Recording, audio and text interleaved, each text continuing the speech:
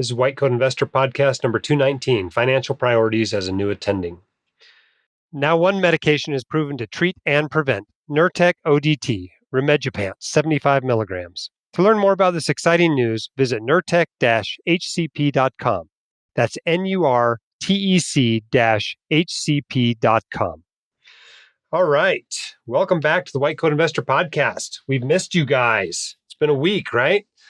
Actually, we're recording this the same day as the last one we recorded. It's only been about an hour for us, but for you, it's been a week. So here we go. This one we're recording, what's today?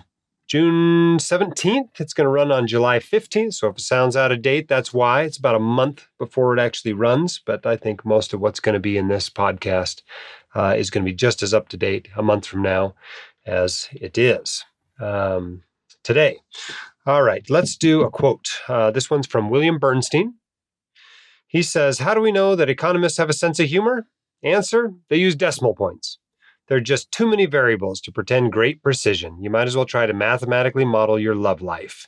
And I think there's quite a bit of truth to that. The social sciences themselves are not physics by any means, and finance certainly has a lot of things coming into it and going out of it all the time that are influenced by people. And when you put people in the mix, things get weird. Those of you who practice medicine, especially psychiatry, know that very well. Thanks for what you do, by the way. Whether you are exercising today, out hiking, whether you are racing the Tour de France, as one of our recent listeners is, whether you are going to work, coming home, whatever, thanks for what you do. Your job's hard, and someone ought to tell you thanks for doing it. All right. In case you are not aware, we are giving away Fire Your Financial Advisor to anybody who refinances $100,000 or more of student loans through the White Coat Investor links.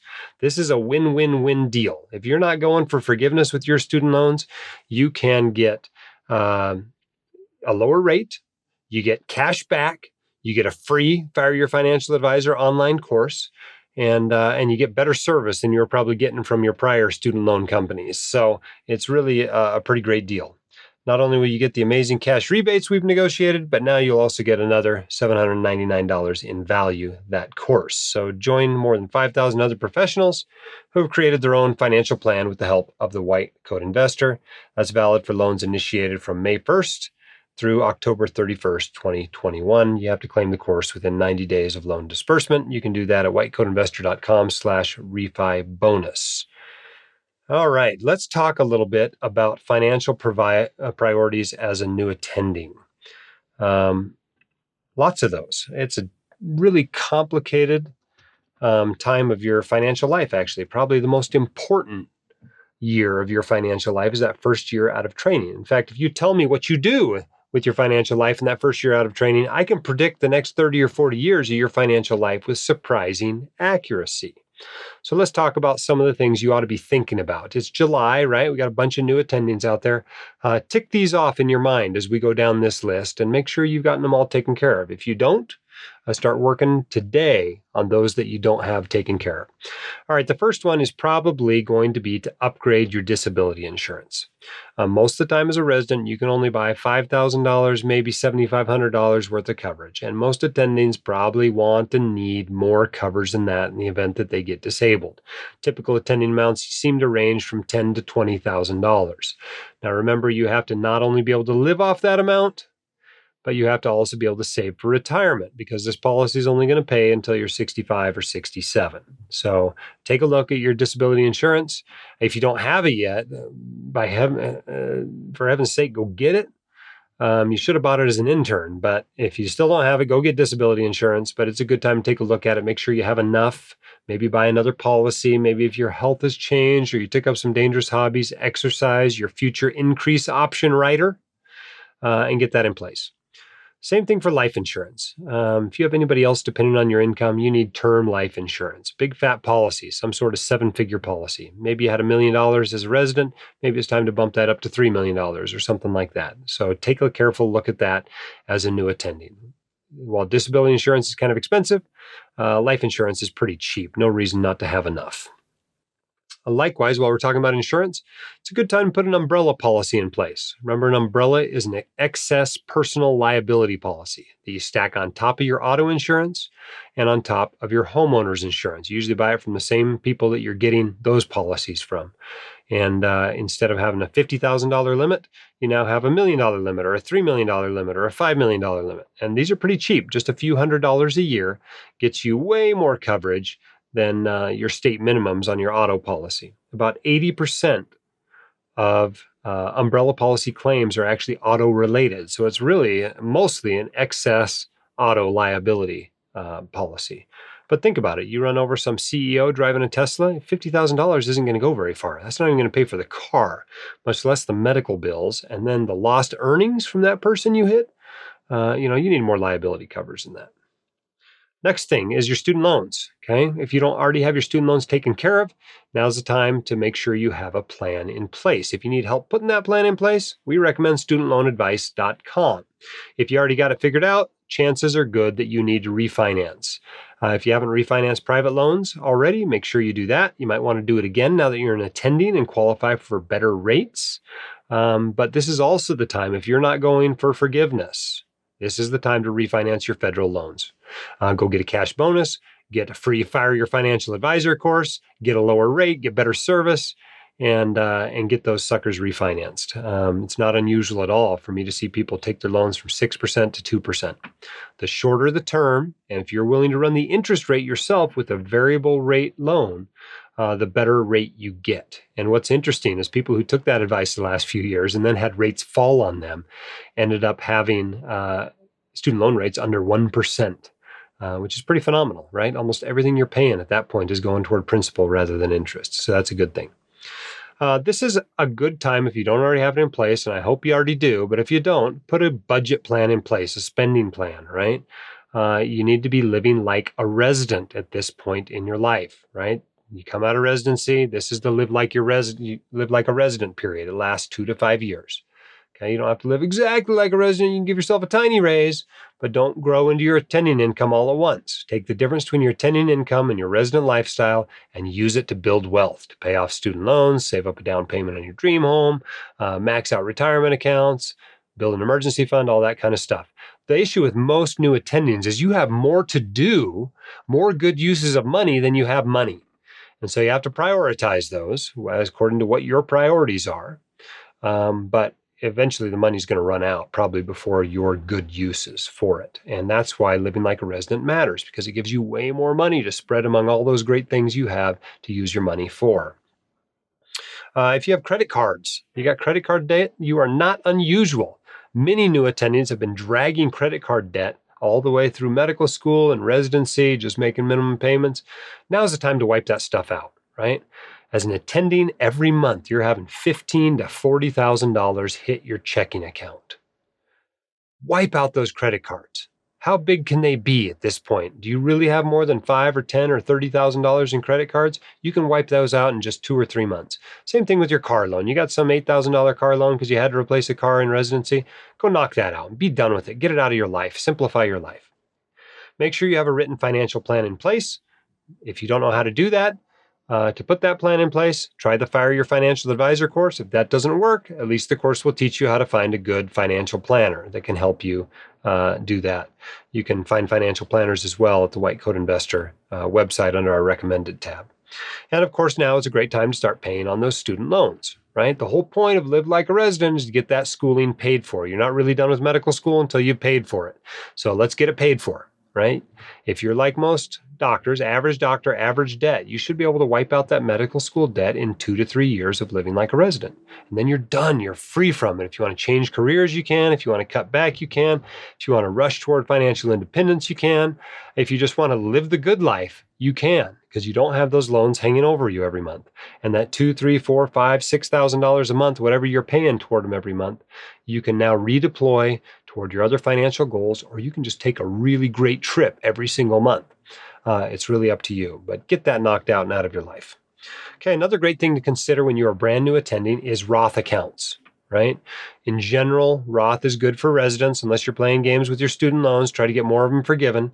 You want to use Roth accounts in your lower earnings years. That includes residency years, fellowship years, and the year you come out of training. Because remember, you got half a year of income, low income as a trainee, and half a year of higher income. So that's still lower than your peak earnings years. It's a good year to use Roth accounts. Also, maybe a good year to do a Roth conversion, right? If you had a tax deferred 403B or something during residency, if you have the money to pay the taxes, consider converting it to a Roth IRA right now at a lower tax bracket than you'll be in next year.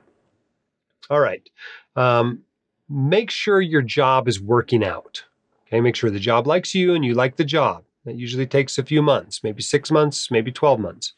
And then start working toward buying a house. Okay, you don't have to wait until you have the cash to buy a house. It's okay to use a mortgage. You don't even have to have the cash to make a 20% down payment. I'm okay with you buying a house using a doctor mortgage, right? Less than 20% down. They will work with you based on your contract income rather than your actual tax statements or your actual pay stubs. And they'll only look at the required student loan payments that you have to make rather than the total amount you owe. That's what a doctor mortgage is. And you don't have to pay private mortgage insurance, PMI, that mortgage insurance that they make you pay when you put down less than 20% in order to protect the lender from you defaulting. Doctor mortgages don't require you to pay that. So go ahead and buy a house once you know you're in a stable personal and professional situation. Get a real emergency fund, right? You probably had some tiny little thing as a resident. If you had a $2,500 emergency fund as a resident, maybe now's the time to bump that up to $10,000 or $15,000. The usual guidelines are 3 to 6 months worth of your living expenses. So look at what you spend, multiply it by 3. That's your emergency fund. Figure out your retirement accounts. You got a new employer, maybe you're self-employed and you want to open an individual 401k, whatever. Figure them out. Figure out what's available to you and start maxing them out, right? If you start saving for retirement from day one, you will probably work half as long as your peers that don't do that. Those early dollars really become the largest part of your portfolio down the road. So get those retirement accounts going. You should be able to do that even while you're paying off student loans, even while you're building an emergency fund, even while you're paying off credit card debt, right? Because you're living like a resident. So you have this huge amount of money between your attending salary and your resident lifestyle. And, if you're driving some terrible car, right, now's the time to start saving up for a better one, right? Saving up so you can pay cash for it, not going out and buying a $120,000 Tesla on credit, but saving up to pay cash for the car you want to drive. And maybe you take a little trip, reward yourself for finishing residency, right? I'm not saying you got to, have full-on austerity measures, but that's the general concept, is you live about like you were as a resident while earning like an attending. All right, I hope that helps, gives you some financial priorities as a new attending. It's hard for me to say prioritize your emergency fund over your credit card debt or your student loans over maxing out retirement accounts. My hope is that by living as a resident, you'll be able to do it all at once. Let's take our first question from Dan Barbera. This one's about cybersecurity and identity theft. Hi, Jim. My name is Dan Barbera. I'm an Air Force flight surgeon down in Hurlburt Field, Florida. I've been a longtime fan of the website and the podcast, and I really appreciate your help over the years. Thanks to you and a physician father who kind of got me off on the right foot as far as financial education, I have a lot of things squared away as far as insurance and emergency fund and starting to have a good savings rate. So I find myself, like a lot of other people, kind of wondering what's next. Something that I feel like I've been ignoring for a while is kind of cybersecurity. It certainly seems when you look into it that there's a lot higher risk of a cyber breach than there is over policy limits, judgments like you talk about on the podcast or any of those other things. But I just haven't gotten around to doing it. I find myself looking for information about password managers, password randomizers, authenticators. I do see that you actually had a guest post in February of this year, although I don't think that was highlighted on the podcast yet. But just wondering if you had any other thoughts or if you wanted to highlight any of the tips from the guest post on kind of cybersecurity, getting good management of your passwords and making sure that there isn't a bad case of identity theft that could ruin someone's finances. Thank you for all that you do. Great question, Dan. And I am not an expert in this. In fact, we brought on our CTO, Chief Technology Officer, last year. And the first thing he did was pull all his hair out at our password practices, and we revised everything at the White Coat Investor and in our personal lives. We have authenticators now, right? So you have to have two methods in order to log into something. Not only do you have to know the password, but you have to have a device like your phone in order to log into something. We started using LastPass, which is our password generator, and we made long passwords, randomized passwords for everything. And so obviously I can't remember all these passwords, but it does demonstrate to me just how insecure everything at the hospital is by comparison, right? Because you actually have to remember your passwords there. I can't use a LastPass or similar technology there. I have to actually be able to remember my passwords. So nobody there is using any sort of reasonable password security at all compared to what you're doing at home. So the main thing I think is to, do the basics. And the basics are you're not logging into your financial accounts at the library or the hospital, right? You are maybe, if you want to be extreme, like some people, you have a dedicated laptop that only does your finances, Make sure the laptop has a password on it. Make sure you keep it secure, those sorts of things. I would probably spend the money on something like LastPass. I probably should have done that long before we did, for both personal and business purposes as much as you can. And use those passwords. If you are using the same password for everything, you are putting everything at risk. And, it's interesting now that we have somebody watching this stuff. It's not unusual for us to have 35,000 attempts to hack the White Coat Investor in a single day. And I suspect that lots of other websites are having similar issues as hackers out there kind of prowl around and try to see what they can get into.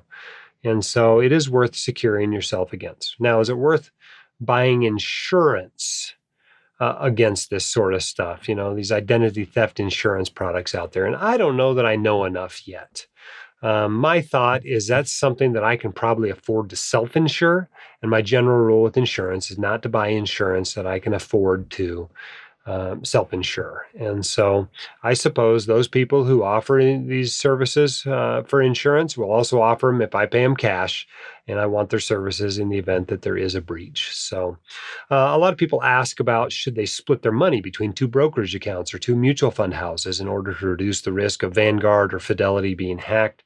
I think that's probably not as important as a lot of people think, but naturally that happens to me. I've got money at Schwab in one 401k and some money at Fidelity in another 401k and some of the TSP in another 401k and some accounts at Vanguard and 529s over the Utah 529. So just naturally, I think for a lot of us, that happens automatically.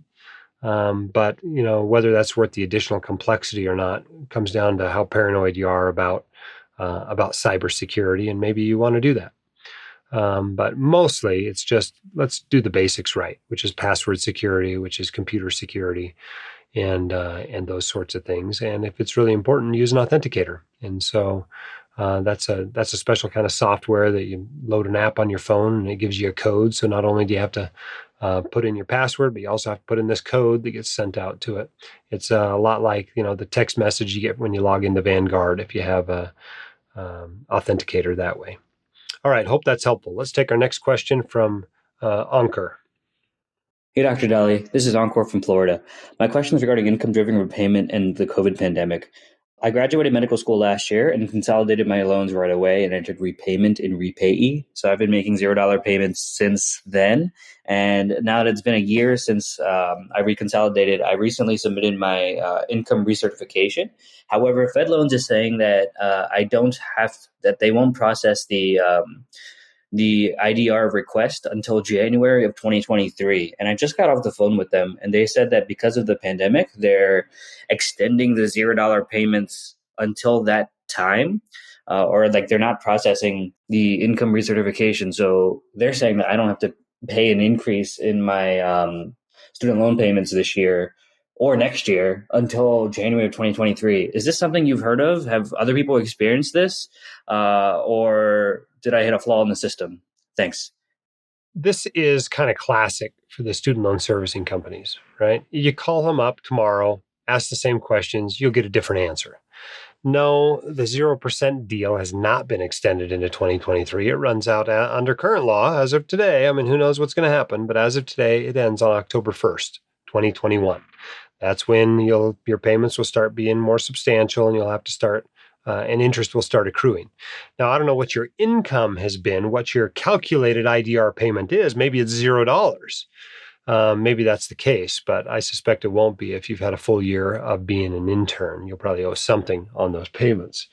But what they're talking about, I have no idea. That's why I'd call back and get another answer. Maybe they're going to consider your income to still be what it was in 2021. I don't know, but that's not what they're supposed to be doing. What they're supposed to be doing is each year looking at your income and determining your payments based on that. And they're only supposed to be 0% interest through this October. After that, your payments are going to start accruing. If you're not paying on them, the loan's going to be getting bigger. So, no, I haven't heard what they're talking about. I think somebody gave you bad information. That's not unusual when you call up student loan servicing companies. Remember, they got some $11 an hour employees sitting behind the phone making up answers. So when in doubt, escalate your questions to the next level. When in doubt, call back. Make sure you're getting the same answer. Keep track of all your paperwork, all your payments, even $0 payments, every certification form you do. Keep all that stuff. You might need it, especially if you're going for public service loan forgiveness. Now, if you end up refinancing your loans and paying them off anyway and not going for forgiveness, this isn't going to matter all that much. It saves you a little bit of interest to be 0% for a while. But for the most part, you're paying all those loans back, so no big deal. But if you are going for PSLF or even IDR forgiveness, which I'm not a huge fan of just because it takes so long, then you want to keep really careful records of all of these payments you're making. Hope that's helpful. Good luck with that. Let me know if you learn more about it. All right, next question comes in from Ricardo about solo 401ks and controlled groups. Let's take a listen to that. Hey, Jim, this is Ricardo again. I had another question unrelated to my first one. It was regarding a side business that I have doing some lectures for a pharmaceutical company. I started doing this in 2019, and I had some 1099 income. Since this is totally unrelated to my work in my primary care internal medicine office, which I own, I thought this would be a great opportunity to start an individual 401k. I remember when I posted this idea in the forum, the comment was made that because I own greater than 80% of my business, that is my primary care practice, it is in a controlled group with my side gig. It was further commented that because of this controlled group, I am not eligible to form or to contribute to this individual 401k. Now, my question is, besides the actual income that I would get from the speaking events, is there any other benefit to doing this side gig? I'm in about the 32% tax bracket, maybe a little bit higher this year. And I was wondering, is there any other benefit to doing this side gig, or is it not worth it from a retirement planning point of view? Thanks. Okay, great question, Ricardo. First of all, you got good advice on the forum. That's true. If you own the practice and you get some 1099 income, it's all looked at as one business as far as how many 401ks you can have. If you have questions about this topic, if you're thinking about using a second 401k, go to my post called Multiple 401k Rules. If you Google anything like that, it'll pop right up on Google, and it goes through the rules for having more than one 401k. Yes, you can have more than one 401k, but you can only have one 401k per unrelated employer. And in your case, because you own the whole business, the whole 1099 business, and you own your whole practice, those are the same employer, essentially. And so you can't do something for yourself that you're not offering to your employees in the practice. And so that's mainly what they're trying to protect, is protect those employees from the owners just hosing them and taking advantage of all these great retirement accounts. And so that advice was good. So then you ask, is it worth it? Well, I mean, if the only reason you're doing a side gig is to put more money into a solo 401k, it may not be worth it. But even so, remember, you can usually, because you usually max out the 401k at your main gig, assume it's a W-2 gig at a hospital, the only amount you're putting into an individual 401k from a side gig is about 20% of your net profit, net of all business expenses, including the employer half of payroll taxes. And so if all you're getting is that in there, then obviously that can't be the main reason you're doing it, because 80% of the profit has got to go somewhere else, right? Either you got to spend it, or you got to invest it in a taxable account, or you can use it to go in your HSA or whatever, right?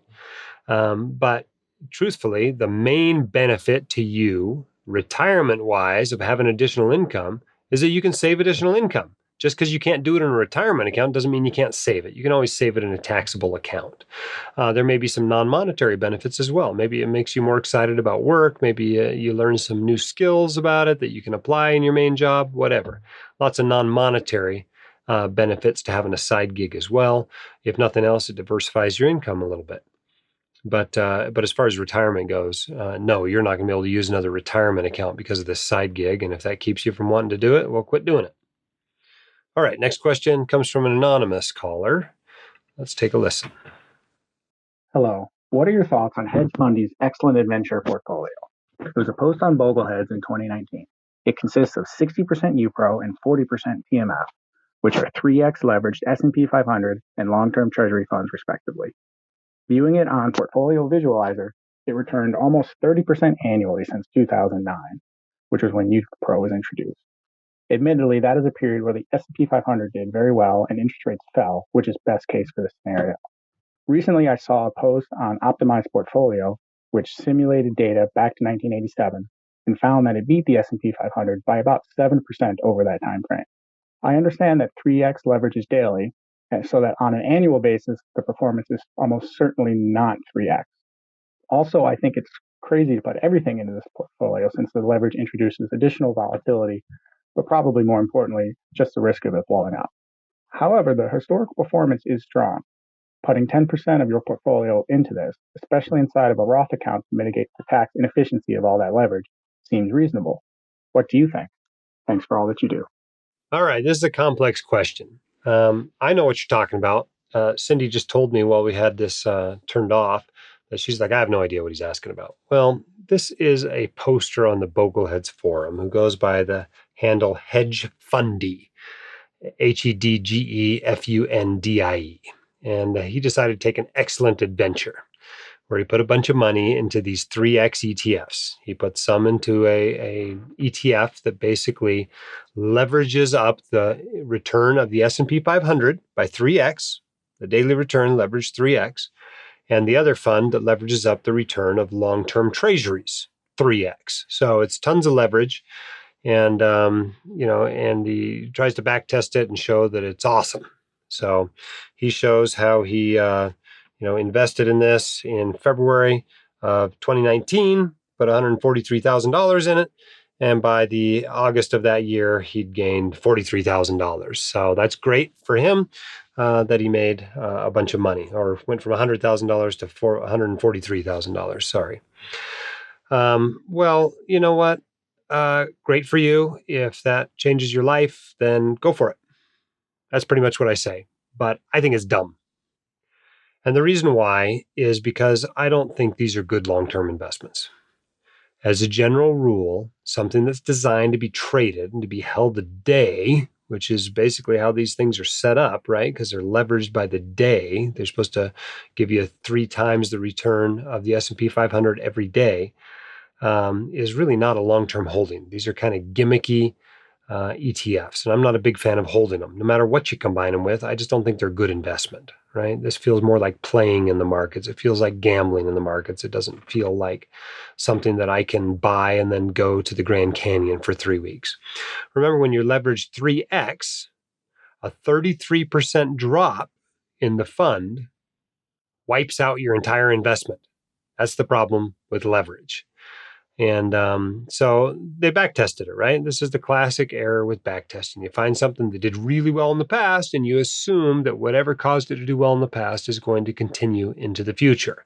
Well, what did well over the 10 years prior to 2019 when he put this post up there? Well, the S&P 500 did really well, and long-term treasuries did really well. So is it any surprise that if you combine these two and add some leverage that you had a pretty good return? Well, no, that's not surprising at all. If you go back to the decade prior to that, when the S&P 500 didn't actually make much at all, you may not like the return of this portfolio very much at all.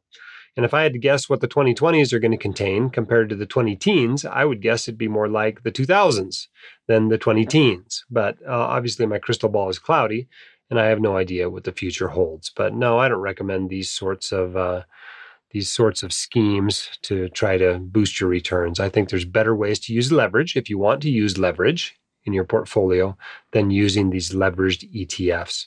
I find it very ironic that in his original post, he says this was inspired by Market Timer's famous thread on his leveraged life cycle investment strategy during the financial crisis. And I watched that one in real time back in 2008 as this other boglehead poster by the name of Market Timer not only went broke, but went way below broke while he was in graduate school. Fortunately, it eventually had a happy ending. He ended up paying off all that debt he got trying to use leveraged investing in the 2008 global financial crisis.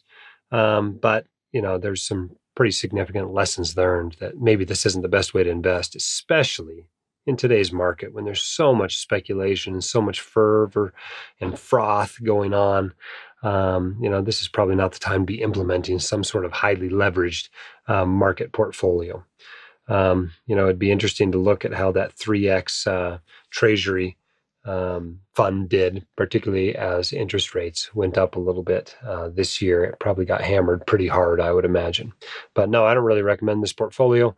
I would not put it on my list of reasonable portfolios. If you've seen that blog post, 150 portfolios better than yours, this one is definitely not on it, because I don't think it's a reasonable portfolio. I think you ought to avoid it. But maybe I'm just an old stick in the mud and I don't understand the times and the benefits of using all these 3X leveraged ETFs. But in my experience, they're a great way for day traders to get into trouble, not really something for long-term investors to be using. All right, next question comes from email. Can you talk about 529 asset allocation on your podcast? Should money in a 529 account be treated as one of your personal buckets and as such be invested at your personal asset allocation? Alternatively, if not, do you believe in a blended approach that changes over time and increases fixed income allocation closer to college, treating this similarly to a retirement account with a target date? Or instead just go aggressive the whole way and supplement college payments with personal funds if the time for college happens to coincide with a bear market? Well, I think long-term blog readers know where I stand on this issue.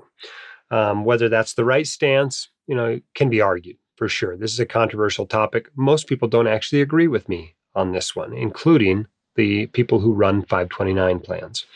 But it is my firm belief that you can take a lot of risk with a 529. And so I take a lot of risk with our 529s. They are 100% equity. And in fact, 50% of the 529 is in small value funds, with the rest being in international funds. And that's the way my kids' 529s are invested. That paid off really well. More recently, as small value has done very well. But for the 10 years prior to that, hasn't necessarily done as well as it would have if I just stuck with a total market fund. But at any rate, the reason I believe you can invest those aggressively is because the consequences of shortfall, at least in my case, are so minimal. Think of all the other ways you can pay for college in the event that the returns you're hoping for don't materialize in the 529. Number one, your kid can go to a cheaper school is probably, the most significant thing. Number two, they can earn some money during the summers and while they're at school to help supplement the costs. Number three is your cash flow, right? You're still making money, you're still working, you can help pay for school with your cash flow. Number four is your other savings, right? You've got some money probably in a taxable account somewhere or in a savings account. You wouldn't even have to raid retirement accounts to get into. And of course, the government is ever ready to loan your child money to go to school. They may not qualify for that based on your income. It may not be actual financial need there. And I'm not a big fan of it anyway. But the truth is there's a lot of other things you can do to pay for school in the event of shortfall. So the consequences of risk showing up are much lower than they are for risk showing up when it comes to your retirement portfolio, right? Nobody's going to give you a loan for retirement, and you don't have this other bucket of money or these other earnings you can use to pay for retirement. So I actually think you can take more risk saving for college despite the shorter time horizon than you can saving for retirement. Now, if you don't feel the same way, you can do what most 529s do, which is get less aggressive as you get closer to the years you're going to spend it. If you buy the equivalent of a target date fund in your 529, that's what it'll do. When the kid's 4, it's pretty aggressive. By the time the kid's 14, it's much less aggressive. And by the time the kid's 18, it's hardly aggressive at all. But the truth is, if the kid's going to undergraduate and professional school for 4 years, some of that money when they're 18 isn't going to be spent for 7 more years. That's assuming no gap years or any sabbaticals or anything like that, right? So some of it, you have quite a bit of time to let it sit in there in the event of a bear market and see if it recovers. So I don't think you ever have to have it all in cash, even if they're 18, but you can be less aggressive as you go along. So no right answer there. Do what's right for you. Our asset allocation is pretty aggressive. But I would treat it as a separate allocation than your retirement money. For me, I have a different asset allocation for every financial goal I have. And so college goal, pretty aggressive. My kids' 20s fund, pretty aggressive. Our retirement goal, aggressive, but not as aggressive as those. And we go from there. If I was saving up money to buy a Tesla next year, it wouldn't be very aggressive at all. It'd probably all be in cash. But for college, we can take significantly more risk for that. I hope that's helpful to you. If you want to read more about that, I have a blog post called 3 Reasons Why You Can Take More Risk with a 529. Go ahead and check that out. Grateful to our sponsor, Nurtec. Now one medication is proven to treat and prevent Nurtec ODT, Rimegepant, 75 milligrams. To learn more about this exciting news, visit nurtec-hcp.com. That's nurtec-hcp.com.